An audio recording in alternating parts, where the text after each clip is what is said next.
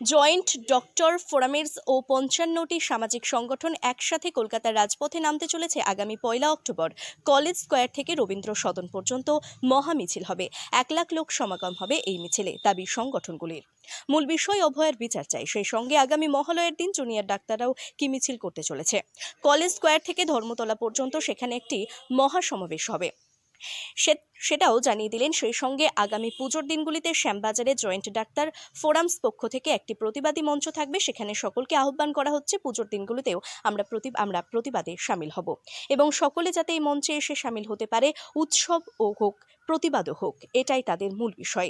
কেননা ডাক্তার ফোরামসের পক্ষ থেকে জানানো হয় অভয়া বাড়ির নিচে গত ২ বছর দুর্গাপুজো করে আসছে। কেননা তিনি প্রতিজ্ঞাবদ্ধ হয় যে যদি তিনি ডাক্তারিতে চান্স পান তবে তিনি দুর্গাপুজো করবেন। সেই মতো বিগত ২ বছর থেকে করে আসছে, কিন্তু অভয়ার মা বাবা পরিষ্কার করে বলে দিয়েছে ঘরের দুর্গা বিসর্জন হয়ে গেছে, তাই আর দুর্গাপুজো করব না। তাই শ্যামবাজারে দ্রোহের সমাবেশ হবে দুর্গাপুজোর সময়। কালে সিনিয়র ও জুনিয়র ডাক্তাররা এই দ্রোহের সমাবেশে থাকবেন বলে জানিয়ে দিলেন।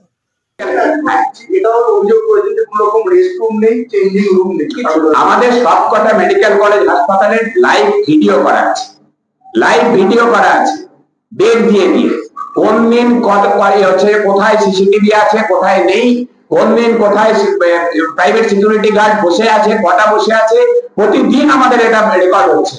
আমরা আদালতে জানাবো, যেটা আমরা আদালতে জানাবো, আদালতে ওরা মিথ্যে যদি হলফনামা দেয় রাজ্য সরকারের কৌশলী, তার পাল্টা আমরা প্রমাণ ওখানে দেব। এবং রাজ্য সরকার এত যে জুনিয়র ডাক্তারদের বিরুদ্ধে কর্মবিরতির বিরুদ্ধে এত কথা বলছিল, অথচ তাদের সিকিউরিটির ব্যবস্থা না করেই তাদের কাজে ফেরত যেতে বলছে। এবং আমাদের কদিন আগে ভগবানপুরে হলো, মেদিনীপুর জেলায়, সেখানে চিকিৎসক মারধর হলো, সাগর দত্তে হয়েছে। এইরকম ঘটনা আরো বাড়তেই থাকবে। তার কারণ সরকার আদপে ডাক্তারদের সিকিউরিটি নিয়ে ভাবিত নয়। তারা একমাত্র ভাবিত হচ্ছে যারা দুর্নীতিগ্রস্ত, যারা অপরাধী, তাদের নিরাপত্তা নিয়ে। কোন রকমের চিকিৎসকদের বলুন, সাধারণ মানুষের বলুন, নারীদের বলুন, শ্রমজীবী মানুষ, পেশাজীবী মানুষ, বুদ্ধিজীবী মানুষ, সমাজের যে সাধারণ মানুষ বলতে যারা বুঝি, তাদের নিরাপত্তা নিয়ে এই সরকার ভাবিত না। রাজ্যের স্বাস্থ্য ক্ষেত্রে নয়, রাজ্যের প্রতিটি ক্ষেত্রে প্রতিটি মানুষ তার অভিজ্ঞতায় মিলিয়ে নিতে পারেন, তার বাসস্থানে, তার কর্মস্থানে, রাজ্যের প্রতিটি গ্রামে, প্রতিটি মফস্বলে, প্রতিটি শহরে, শহরের পাড়ায় পাড়ায়, প্রতিটি ওয়ার্ডে, প্রতিটি গ্রামে, সমস্ত জায়গাতে, এমনকি বাজারে যিনি সবজি বিক্রি করেন তিনি ট্রেড কালচারের শিকার, যিনি রিক্সা চালান তিনিও ট্রেড কালচারের শিকার। তার কারণ কি? এই ভয়ের আবহটা টিকিয়ে রাখতে হবে। দুর্নীতির যে লুটের যে রাজত্ব, এটাকে টিকিয়ে রাখতে গেলে এই ভয়ের আবহটা দরকার হয়। সেই জন্যই ভয়ের আবহ। আর আজকে ভয় ভেঙে মানুষ যেহেতু পথে নেমেছে, এই ভয়ের সংস্কৃতির বিরুদ্ধে, হুমকির সংস্কৃতির বিরুদ্ধে কথা বলছে জোর গলায়। সরকারের রক্তচক্ষু, প্রশাসনের রক্তচক্ষু আর মানছে না। সেই জন্যই সরকার ভয় পাচ্ছে, আর ভয় পেয়ে আরো দমন পীড়ন নামানোর চেষ্টা করছে। কিন্তু পৃথিবীর ইতিহাস বলে, যুগে যুগে মানব সভ্যতার ইতিহাস বলে, যখনই রাষ্ট্রীয় দমন পীড়ন যত বেশি করে নামবে, তত সাধারণ মানুষের দ্রোহ বাড়বে, বিদ্রোহ বাড়বে এবং প্রতিবাদ প্রতিরোধ বাড়বে। 2017 সাল থেকে আজ অব্দি আমাদের রাজ্যে প্রায় 1,500-এর উপরে চিকিৎসক নিগ্রহের ঘটনা ঘটেছে, যেখানে অধিকাংশ ক্ষেত্রে দেখা গেছে নিগ্রহকারীরা শাসক দলের সঙ্গে সরাসরি যুক্ত, ছোট, মেজো, সেজো, বড়, নানা ধরনের নেতা।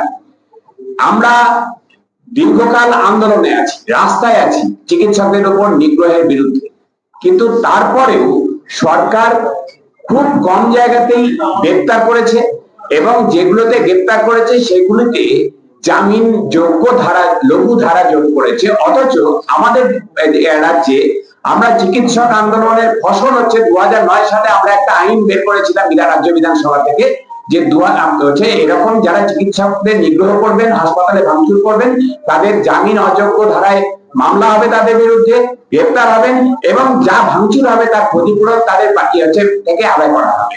এই আইন প্রয়োগ কোথাও করা হচ্ছে না। দ্বিতীয়ত যে আমরা প্রথম থেকে বলছি যে এই যে চিকিৎসক বিরোধী নানা রকম মতামত শাসক দলের নেতা মন্ত্রী নানা রকম করছেন, তাতে কিন্তু চিকিৎসক রোগী সম্পর্ক অবনতি হতে বাধ্য। চিকিৎসকদের বিরুদ্ধে উত্তেজিত করছেন তারা, যারা সরকার চালাচ্ছেন তারাই চাইছেন যে সরকারি হাসপাতালে হামলা হোক।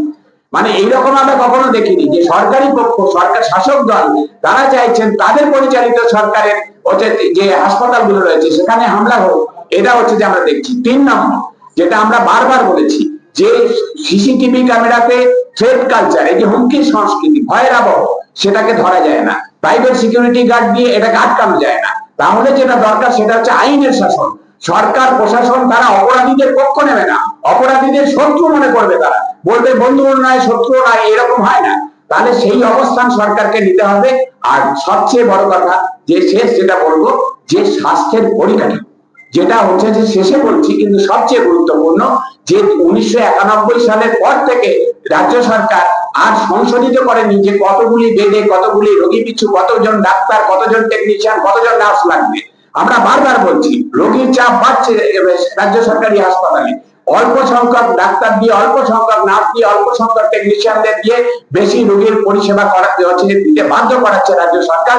এবং তার ফলে মানুষের, রোগী, তাদের পরিজনের যে প্রত্যাশা তৈরি হচ্ছে চিকিৎসা নিয়ে, আর আমরা যতটুকু দিতে পারছি আমাদের মাথার ঘাম পায়ে ফেলে সর্বাধিক আউটপুটটুকু দিয়ে, তারপরেও গ্যাপ থেকে যাচ্ছে। এই গ্যাপ পূরণ করবার জন্য যেমন কেন্দ্রের সরকারের দায় আছে, তারা হেলথ বাজেট বাড়াতে হবে, জিডিপির অন্তত 5% করা দরকার, তারা মাত্র 2% করছে। আমার রাজ্য সরকারও বেশিরভাগ জায়গায় সরকারের করের টাকা দিয়ে বেসরকারি নার্সিং হোমে পাঠিয়ে দিচ্ছে, বেসরকারি হাসপাতালগুলোর ব্যবসা বাড়ানোর জন্য স্বাস্থ্যসাথী করছে, কিন্তু রাজ্যের সরকারি হাসপাতালগুলোর পরিকাঠামো তারা করছে না। এবং এত হাসপাতাল, এত রোগী সরকারি মেডিকেল কলেজে আসতে হয় কেন? ব্লক হাসপাতালগুলো, প্রাইমারি হেলথ সেন্টারগুলো প্রায় তুলে দেওয়ার জোগাড় করেছে তারা। প্রতিরোধগুলো, রোগ প্রতিরোধমূলক যে স্বাস্থ্য, সেখানে বরাদ্দ প্রায় একদম নেই। বরাদ্দ কমাতে কমাতে একদম প্রায় শূন্যতে এসে ঠেকেছে। কেন্দ্র ওই ন্যাশনাল হেলথ মিশনে যে কটা টাকা দেয় তার উপরে নির্ভরশীল। ফলে রোগ প্রতিরোধ নেই, মানুষ রোগে পড়ছেন, এবং রোগে পড়লে প্রাথমিক স্তরে, দ্বিতীয় স্তরে, মাধ্যমিক স্তরে কোনো চিকিৎসা পাচ্ছে না। তাই মেডিকেল কলেজে ভিড় করছেন, এবং সেখানে এই যে পরিকাঠামো এবং লোকবল, মানব সম্পদ যা আছে, তার সাথে মানুষের যা প্রত্যাশা, মানুষের যা চাহিদা, যা রোগীর যা চাপ, এইটা ফারাক তৈরি হচ্ছে। এই ফারাক যতদিন না মিটিয়েছে ততদিন আপনি এই ধরনের ঘটনা ঘটতেই থাকবে।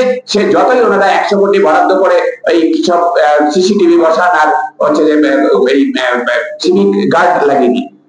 বলছি স্বাস্থ্য সামাজিক সংগঠন যারা বিভিন্ন পেশার সঙ্গে যুক্ত, সাংস্কৃতিক জগতের মানুষ, ক্রীড়া জগতের মানুষ, ক্রীড়ামোদী মানুষ, এবং হচ্ছে যে তার সঙ্গে হচ্ছে যে আরো সমাজের সমস্ত স্তরের বিভিন্ন পেশা বলুন, বৃত্তি বলুন, চাকরি যারা করেন তারা, শিক্ষক, শিক্ষিকা, ডাক্তার, ইঞ্জিনিয়ার, গবেষক, বহু সমস্ত অংশের মানুষরা বিভিন্ন রকম ভাবে তাদের এই আন্দোলনটা করছে।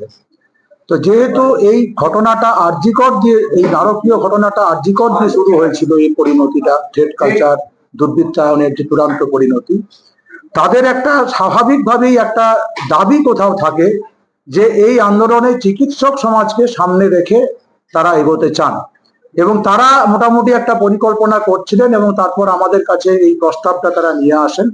তো আমরা জয়েন্ট প্ল্যাটফর্ম অফ ডক্টরস, তাদের সেই প্রস্তাবটাকে আমরা মনে করি যে এটা এই মুহূর্তে একেবারেই উপযুক্ত সময় এরকম একটি মহা মিছিলের আয়োজন করা।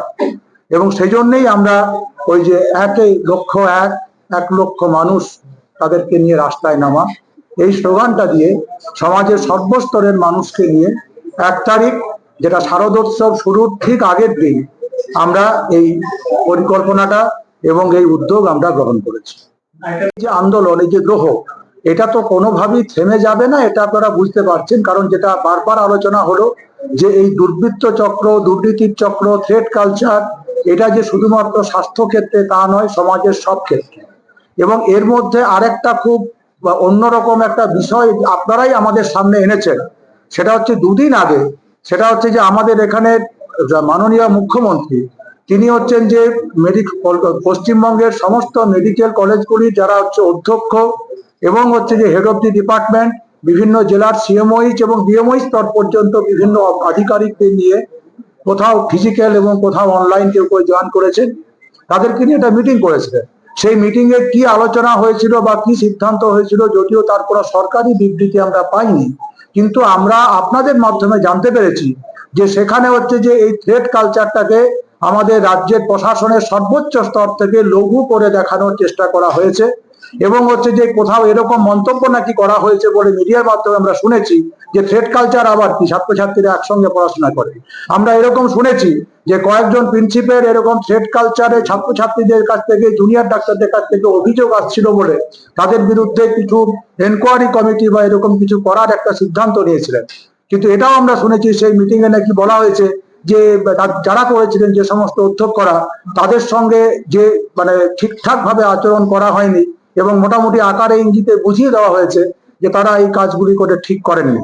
এবং তার অবশ্যম্ভাবী ফল আমরা দেখতে পেলাম। একটা হচ্ছে যে মহামান্য সুপ্রিম কোর্ট যেখানে বলেছিলেন যে আপনাকে এই ছাত্রছাত্রীদের, জুনিয়র ডাক্তারদের আস্থা অর্জন করতে হবে, তার জন্য নিরাপত্তার পরিবেশ এবং নিরাপত্তার সরঞ্জাম, যে কথাগুলি এতক্ষণ আলোচনা হচ্ছিল, সেইগুলি ব্যবস্থা করতে হবে। এবং হচ্ছে যে তার সঙ্গে হচ্ছে যে এই সমস্ত যা কিছু অভিযোগগুলি আসছে এগুলিকে বন্ধ করতে হবে। সেটা বন্ধ তো হলোই না, উল্টে আমরা গতকাল রাত্রে দেখলাম, আমি জানি না সেটা হচ্ছে যে সেই মিটিং এর পরে যারা এই যে দুর্বৃত্ত চক্রের মানুষ তারা আবার নতুন করে উৎসাহিত হলেন কিনা, তারা আবার হাসপাতালগুলিতে ভাঙচুরের পরিকল্পনাটা করলেন। আমাদের এটা মনে হচ্ছে যে যেরকম ভাবে আমাদের স্বাস্থ্য প্রশাসন বলুন, সাধারণ প্রশাসন বলুন, পুলিশ প্রশাসন বলুন, এরা যেভাবে চলছে, তাতে এই যে পরিবেশটা আছে এই পরিবেশটা দূর হওয়ার কোনো সম্ভাবনা তো আমরা দেখছি না, বরঞ্চ তাদেরকে কোথাও কোথাও এটাদের মদত এবং প্রশ্রয়দাতা হিসাবে আমরা দেখছি।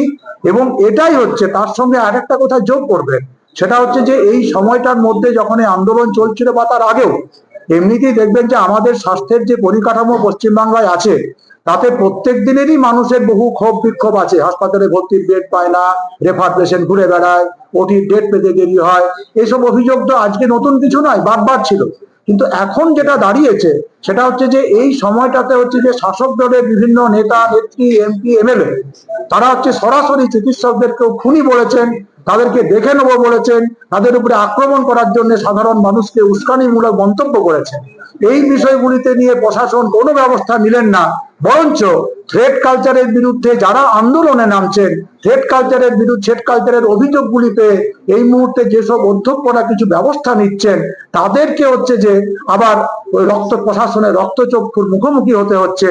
এর থেকে একটা জিনিস বোঝা যায়, এবং আমরা বলছি যে চিকিৎসকদের উপরে আক্রমণটা যে শুধুমাত্র হচ্ছে যে বাইরের লোকের আক্রমণ নয়, বাইরের লোকও এবং হচ্ছে ভিতরের যে দুষ্ট চক্র, এরা একযোগে এই কাজটা করে বলে এই আক্রমণের সংখ্যা এবং হচ্ছে যে এই আক্রমণগুলি আরো ভয়াবহ হয়ে উঠছে প্রতিদিন।